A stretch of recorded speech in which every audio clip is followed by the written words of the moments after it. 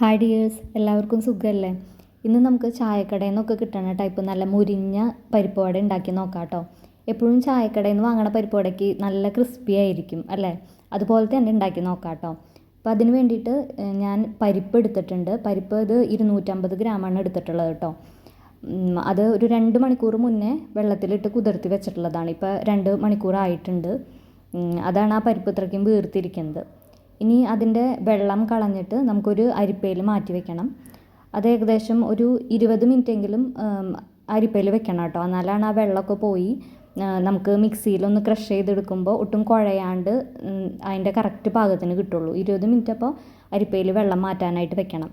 പിന്നെ നമുക്ക് വേണ്ടത് സവോള, ഇതിനകത്ത് പച്ചമുളക്, കറിവേപ്പില ഞാൻ അരിഞ്ഞിട്ടിട്ടുണ്ട്. പച്ചമുളക് കുറച്ചേ എടുത്തിട്ടുള്ളൂ കേട്ടോ. ഇവിടെ കുട്ടികളുള്ളതിൻ്റെ പേരിൽ അധികം എടുത്തിട്ടില്ല.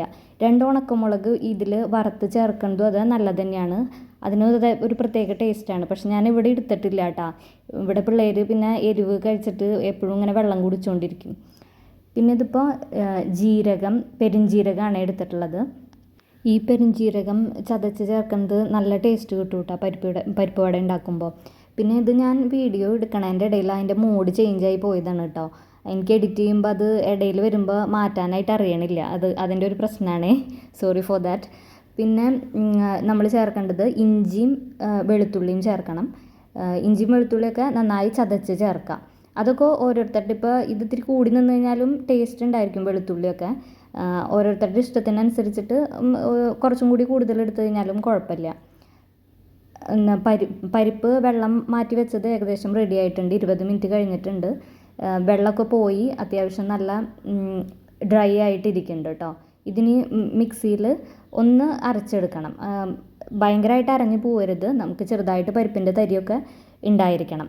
കുഴയ്ക്കുമ്പോൾ എന്നാലാണ് കറക്റ്റ് അതിൻ്റെ ഒരു കൺസിസ്റ്റൻസി റെഡി ആവുള്ളൂ. ഇതിപ്പോൾ ഞാൻ ക്രഷ് ചെയ്തെടുത്തിട്ടുള്ളതാണ് കേട്ടോ മിക്സിയിൽ. അരയ്ക്കല്ല, ഒന്ന് ചെറുതായി ക്രഷ് ചെയ്തെടുത്താൽ മതി. ലൈറ്റിൻ്റെ ഇതിൽ കറക്റ്റായിട്ട് കാണുന്നുണ്ടോ എന്ന് മനസ്സിലാവണില്ല. ഫുള്ളായിട്ട് അരഞ്ഞു പോയിട്ടില്ല. ചെറിയ തരികളൊക്കെ കിടക്കുന്നുണ്ട്. പിന്നെ ഇപ്പോൾ ഈ സവോളയിലേക്ക് കുറച്ച് ഉപ്പും മഞ്ഞൾപ്പൊടിയും പിന്നെ കാശ്മീരി ചില്ലി പൗഡറും ഒരു കളറിന് വേണ്ടി ചേർത്ത് കൊടുത്തിട്ടുണ്ട് കേട്ടോ. അത് നന്നായി മിക്സ് ചെയ്തെടുക്കണം ഇതെല്ലാം കൂടിയിട്ട്. ഈ പരിപ്പിലും അത് ആവശ്യത്തിനുള്ള ഉപ്പ് ചേർക്കണം. നമ്മളിതെല്ലാം കുഴച്ചതിന് ശേഷം ടേസ്റ്റ് ചെയ്ത് നോക്കുമ്പോൾ ഒരു ഇത്തിരി ഉപ്പ് മുന്നിൽ നിൽക്കണം. എന്നാലാണ് അത് വെന്ത് കഴിയുമ്പോൾ അതിനൊരു കറക്റ്റ് ടേസ്റ്റ് ഉണ്ടാവുള്ളൂ. കുറച്ച് ഉപ്പ് മുന്നിൽ നിൽക്കുന്നതാണ് നല്ലത്. ഈ കുഴക്കണയിലേക്ക് ഒട്ടും വെള്ളമൊന്നും ചേർക്കണ്ട കേട്ടോ. ഈ സവോളയിൽ നിന്ന് തന്നെ വരുന്ന ഇത്തിരിച്ച് വെള്ളം ഉണ്ടായിരിക്കും. പിന്നെ പരിപ്പ് നമ്മൾ ഓൾറെഡി കുതിർത്തി വെച്ചിട്ടുള്ളതാണല്ലോ. പിന്നെ കുഴയ്ക്കുമ്പോഴും അങ്ങനെ അധികം ഫോഴ്സ് കൊടുത്തിട്ട് കുഴയ്ക്കാണ്ടിരിക്കുന്നതായിരിക്കും ബെറ്റർ. എന്നാലാണ് നമ്മുടെ ആ പരിപ്പുകളൊന്നും അധികം അങ്ങോട്ട് പൊടിഞ്ഞു പോവാണ്ട് നല്ലൊരു ബോൾ ഷേപ്പിൽ ആക്കിയെടുക്കാൻ പറ്റുള്ളൂ. പിന്നെ നമ്മൾ പ്രസ് ചെയ്യുമ്പോഴും ആ ഒരു അതിൻ്റെ ആ റൗണ്ട് ഷേപ്പ് വിട്ട് പോവാണ്ടിരിക്കുള്ളൂ. ഇപ്പോൾ ഇത് കറക്റ്റായിട്ട് ഞാൻ കുഴച്ച് വെച്ചിട്ടുണ്ട്. കയ്യിലൊന്നും ഒട്ടും ഒട്ടിപ്പിടിക്കാത്ത രീതിയിൽ തന്നെ ആയി കിട്ടിയിട്ടുണ്ട് കേട്ടോ. അതിൻ്റെ ആ ഒരു മാവ് കറക്റ്റ് ഫോമിലായി കിട്ടിയിട്ടുണ്ട്. പിന്നെ അത്ര അധികം വലിപ്പത്തിൽ ഉണ്ടാക്കണില്ല കേട്ടോ. എനിക്ക് അങ്ങനെ അധികം വലിപ്പമായി കഴിഞ്ഞാൽ ഈ സൈഡ് പൊട്ടിപ്പോവാനായിട്ട് സാധ്യതയുണ്ട്. അപ്പോൾ ഞാൻ എപ്പോഴും ഉണ്ടാക്കുമ്പോൾ ഏകദേശം ഭയങ്കര വലിയ പരിപ്പ് വടയല്ല, ഇത്തിരി ചെറിയ വടകളായിട്ടാണ് ഉണ്ടാക്കാറ് കേട്ടോ. കണ്ടോ, കയ്യിൽ നിന്ന് മാറ്റുമ്പോൾ ഒട്ടും കയ്യിൽ പിടിക്കാണ്ട് കിട്ടുന്നുണ്ട്.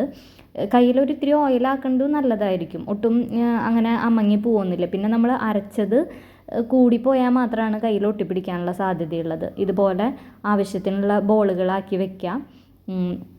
വളരെ കനം കുറയണ്ട. അതെനിക്ക് ഉണ്ടാക്കി തുടങ്ങിയപ്പോഴും അത് അങ്ങനെയാണ് തോന്നിയത്. വളരെ കനം കുറഞ്ഞു കഴിഞ്ഞാലും ഇത് വെളിച്ചെണ്ണയിലേക്ക് വീണിട്ട് ഇതിങ്ങനെ ആ ഷേപ്പ് പൊട്ടിപ്പോവാനായിട്ട് സാധ്യതയുണ്ട്. ഒരു ഭയങ്കര കനം കുറഞ്ഞതും കൂടാത്തൊരു മീഡിയം സൈസിലായിട്ട് ഉണ്ടാക്കി നോക്കിയാൽ മതി. അങ്ങനെ കറക്റ്റാക്കിയിട്ട് വെക്കുക. അതിനുശേഷം ചീനച്ചട്ടി വെച്ച് വെളിച്ചെണ്ണ അത്യാവശ്യം നല്ല ചൂടാവുമ്പോൾ നമുക്ക് ഓരോന്നായിട്ട് ഇടാം. എണ്ണ ഇപ്പോൾ അതേ അത്യാവശ്യം ചൂടായി വരുന്നുണ്ട് കേട്ടോ. ആദ്യത്തെ പ്രാവശ്യം വെളിച്ചെണ്ണ ഒഴിച്ചിട്ട് കുറവുണ്ടെന്ന് തോന്നുകയാണെങ്കിൽ കുറച്ചും കൂടി വെളിച്ചെണ്ണ ഒഴിച്ചിട്ട് ഓരോന്ന് ഇട്ട് കൊടുത്താൽ മതി കേട്ടോ. ഇപ്പോൾ ഇതേ ആദ്യത്തെ വട ഇട്ടിട്ടുണ്ട്. പിന്നെ ഇതിടുമ്പോഴേ നമ്മുടെ കയ്യിലേക്ക് തെറിക്കുമോ എന്നുള്ളൊരു പേടി. എനിക്ക് ഈ വെളിച്ചെണ്ണയിലേക്ക് ഇടണത് ഇത്തിരി ടെൻഷനുള്ളൊരു കാര്യമാണ്.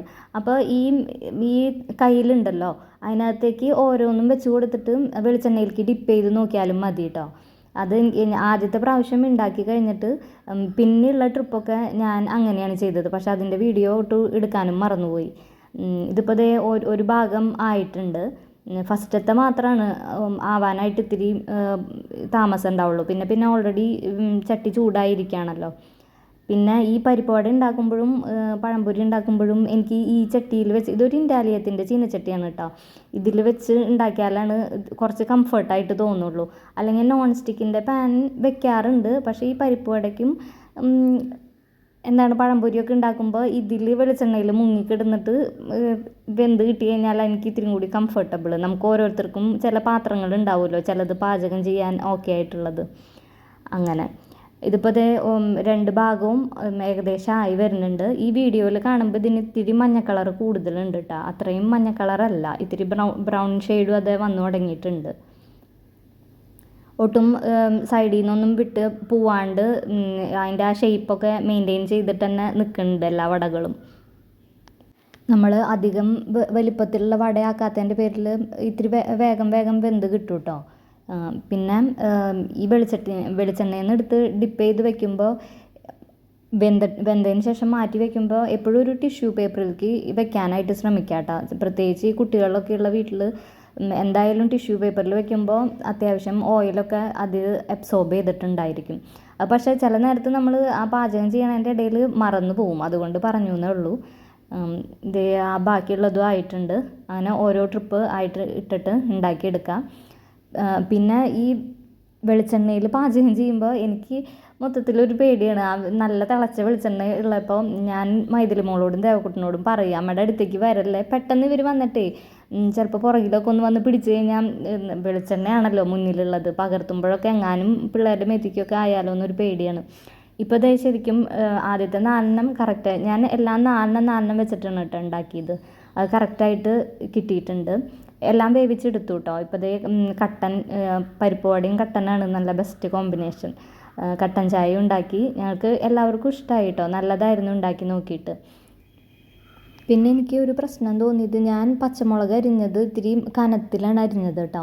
അത് ഇത്തിരി കനം കുറച്ച് അരിയായിരുന്നു എന്ന് തോന്നി. അത് ആ സൈഡ് ഭാഗത്തൊക്കെ പച്ചമുളക് വന്ന് നിൽക്കുമ്പോൾ ആ ഭാഗത്തിനൊരു ഭംഗി കുറവ് ഫീൽ ചെയ്തിരുന്നു. ഞാൻ പിള്ളേർ കാണുമ്പോൾ അത് പെട്ടെന്ന് എടുത്ത് മാറ്റിയിട്ട് കഴിച്ചോട്ടെ എന്നുള്ളതിലാണ് ഇത്തിരി കനത്തിൽ തന്നെ അരിഞ്ഞത്. പക്ഷേ കനം കുറച്ചരി എന്താണ് നല്ലത് കേട്ടോ. ഇത് നല്ല മുരിഞ്ഞ പരിപ്പ് വട റെഡി ആയിട്ടുണ്ട്. കഴിച്ചു നോക്കുമ്പോൾ ശരിക്കും ആ ഒരു സൗണ്ടൊക്കെ ശരിക്കും വരുന്നുണ്ട് കേട്ടോ. നല്ല ക്രിസ്പി ആയിട്ടുള്ള ആ സൗണ്ടൊക്കെ ശരിക്കും വരുന്നുണ്ട്. ഇവിടെ കുട്ടികൾക്കും ഏട്ടനൊക്കെ ഇഷ്ടമായി. ഈ വീഡിയോയിൽ കാണുമ്പോൾ ഇതിൻ്റെ ഉൾഭാഗം കുറച്ച് മഞ്ഞ കളർ കൂടുതലുള്ള പോലെ ഉണ്ട്. അങ്ങനെ അല്ല, ഇത്രയും കൂടി ലൈറ്റ് ആയിട്ടുള്ള മഞ്ഞ കളറാണ് കേട്ടോ. ഞങ്ങൾക്ക് എല്ലാവർക്കും കഴിച്ചിട്ട് ഇഷ്ടമായി, നല്ലതായിരുന്നു. അപ്പോൾ എല്ലാവരും ട്രൈ ചെയ്ത് നോക്കൂ കേട്ടോ. പിന്നെ വീഡിയോ യൂസ്ഫുൾ ആയിട്ട് തോന്നുകയാണെങ്കിൽ ലൈക്ക് ചെയ്യും സബ്സ്ക്രൈബ് ചെയ്യും ചെയ്യണേ. Thank you for watching this video. See you in next video. Okay, bye.